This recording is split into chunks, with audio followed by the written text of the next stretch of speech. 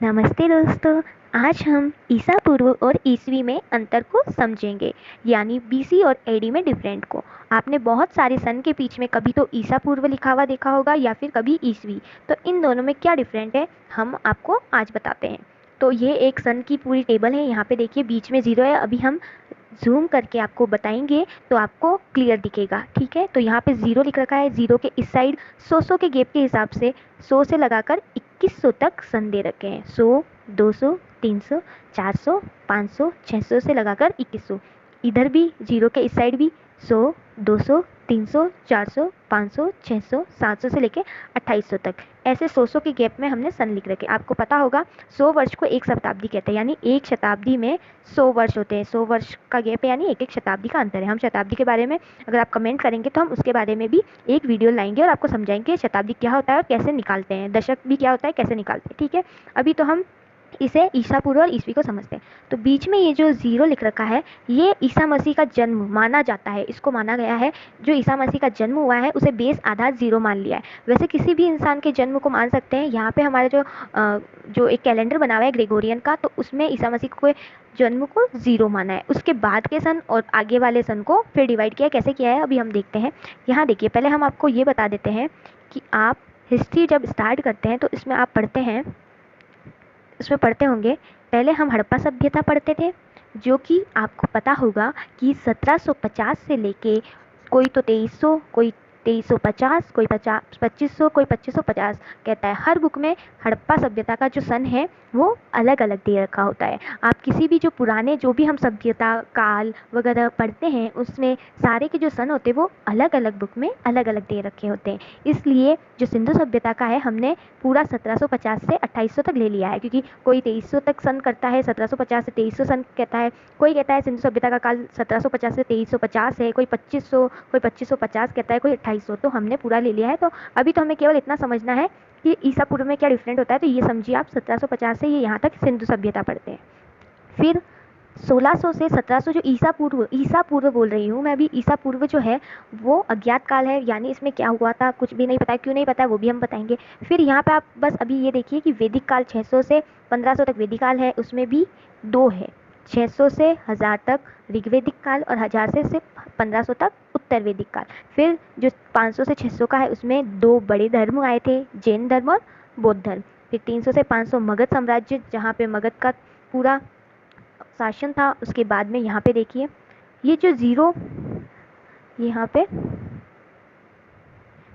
ये जो ज़ीरो ईसा मसीह का जन्म है उनसे 2 साल पहले यानी ईसा पूर्व और 2 साल होने के आरंभ में, यानी उनके जन्म से बाद ये डार्क एज माना जाता है।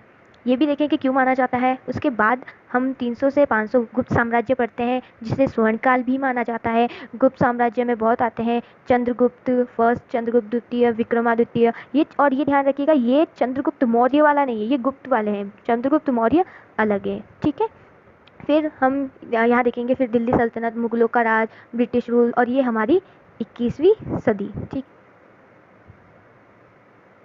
यहाँ पे देखिए 2100 ईस्वी, ये है हमारी अभी हमारा 2020 चल रहा है, तो वो 21वीं सदी है। वो कैसे है हम वो भी बताएंगे। ठीक है, तो अब देखिए ये होता क्या है।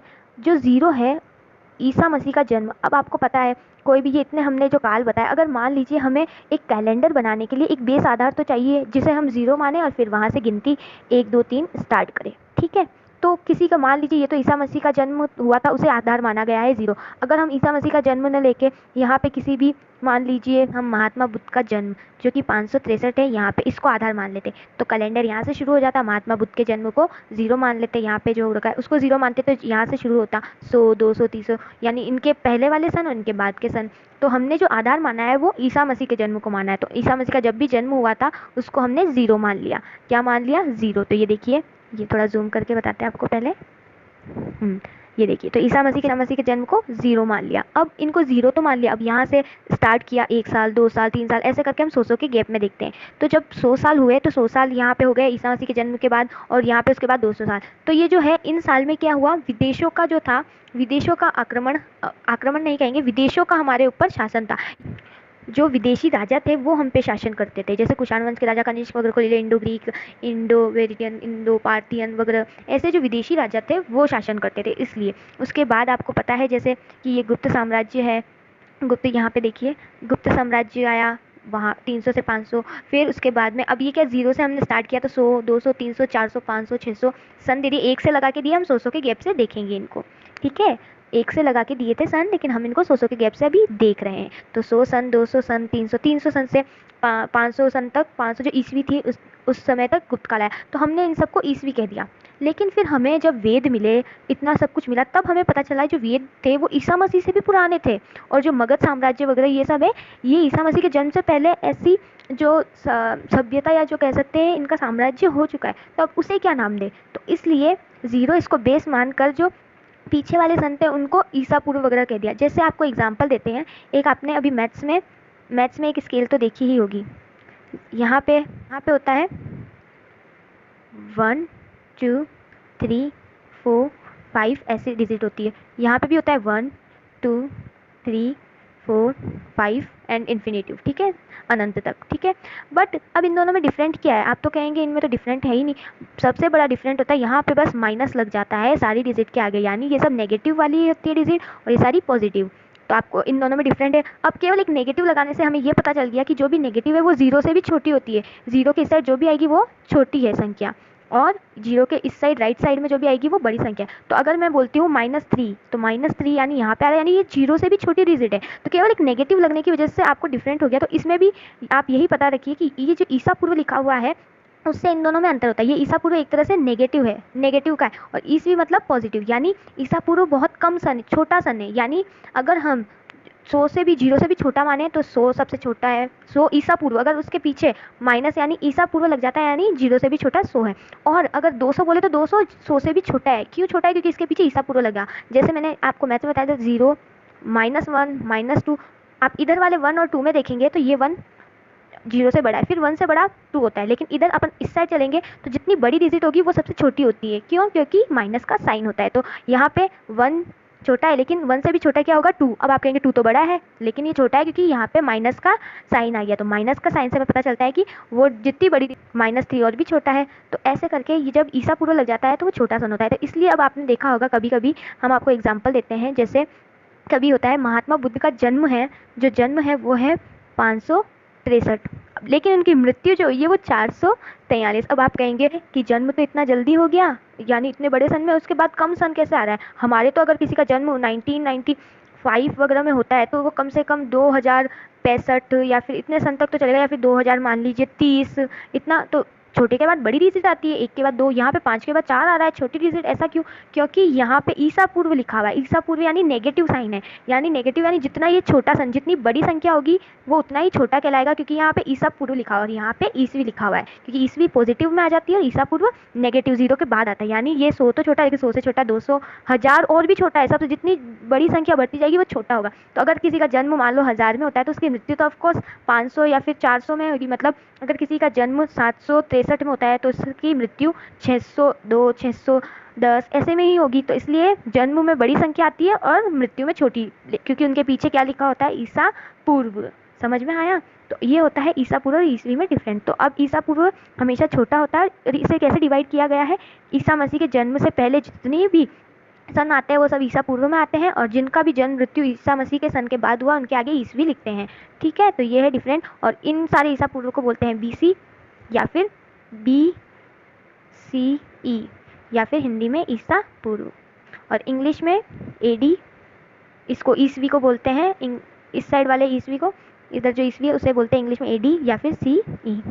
ठीक है, अब यहाँ पे देखिए आप, इन जो सन है इसमें शताब्दी का अभी बहुत लंबी वीडियो हो जाएगी, तो मुझे लग रहा है आई थिंक ये जो वीडियो है हम सदी की आपको नेक्स्ट वीडियो में बताएंगे। तो क्योंकि अभी देखिए आप, आई होप आपको ये समझ में आ गया होगा। अभी हम और एग्जाम्पल से देखते हैं। ये देखिए, अब आपको कभी कभी लिखा हुआ आएगा, अब आपको समझ में आएगा। अंग्रेजी में BC जो हिंदी में ईसा पूर्व का तात्पर्य बिफोर क्राइस्ट, ईसा पूर्व से है। यानी ईसा पूर्व का क्या बोलते हैं? BC, before Christ. कभी कभी आप तिथियों से पहले AD भी लिखा हुआ देखते हैं, AD इस साइड आता है, यानी हिंदी में ईसवी लिखा हुआ आता है, जिसका अर्थ होता है एनो डोमिनी। इंग्लिश में पूरी फुल फॉर्म किया है, एनो डोमिनी। जो कि लैटिन शब्द से बना है, जिसका तात्पर्य ईसा मसीह के जन्म के वर्ष से यानी वर्ष से आरंभ होता है, वो एडी कहलाता है, यानी जन्म वर्ष के आरंभ यानी जन्म के बाद में। आजकल एडी की जगह सीई भी लेते हैं, मैंने आपको बताया था एडी की जगह सीई भी यूज़ लेते हैं, कॉमन एरा, एनो डोमिनी की जगह कॉमन एरा भी कहते हैं ईस्वी को, ठीक है। और जो बीसी था उसकी जगह बीसीई का भी प्रयोग करते हैं, बीसीई यानी बिफोर कॉमन एरा, ओके। तो अब यहाँ पे यही आपको पूरा बता रखा है, एक्सप्लेन करा हुआ है, एक स्क्रीनशॉट लेके आप पढ़ भी सकते हैं।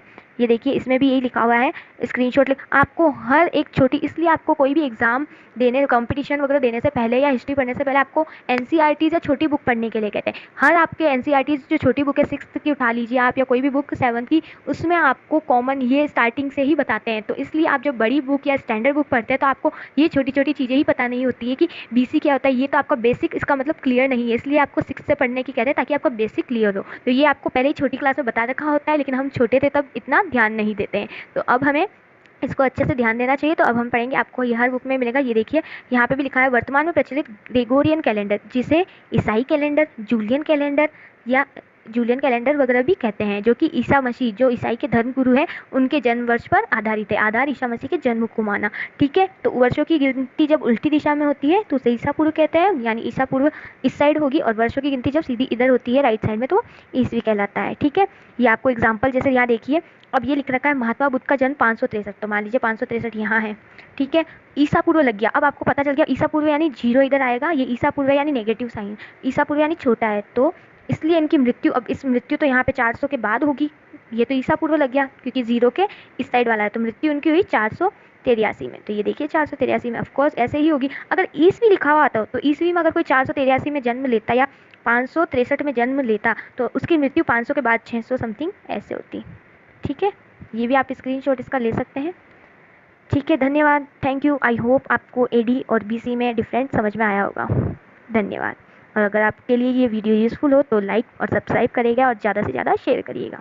और आप प्लीज़ कमेंट करके ज़रूर बताइएगा, आपको चाहे अच्छी लगी वीडियो चाहे ख़राब लगी, आप कमेंट करके ज़रूर बताइए कि आपको कैसी लगी वीडियो और क्या कमी है इसमें, ठीक है। Thank you.